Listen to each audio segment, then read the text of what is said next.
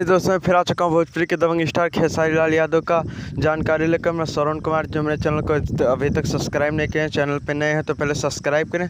जो कि दोस्तों अभी मेरा भी नया चैनल है भोजपुरी खबर, जो कि दोस्तों आप सब इस चैनल को सपोर्ट करिए। जो कि दोस्तों मैं जानकारी दे देना चाहता हूँ भोजपुरी के दबंग स्टार खेसारी लाल यादव का, जो कि खेसारी लाल यादव का एक बहुत ही ब्लास्ट सॉन्ग आने वाला है बोलबम का, जो कि रानी ड्रेस के साथ में खेसारी लाल यादव का बोलबम सॉन्ग आएगा।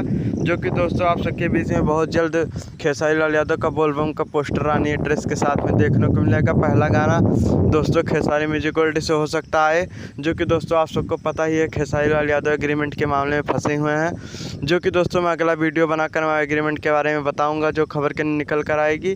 जहाँ तो तब तक मेरे चैनल को अभी तक सब्सक्राइब नहीं किए हैं, सब्सक्राइब करें। फिर मिलूंगा आप सबको नए वीडियो के साथ। तब तक दोस्तों चलते हैं। धन्यवाद। जय हिंद, जय भोजपुरी।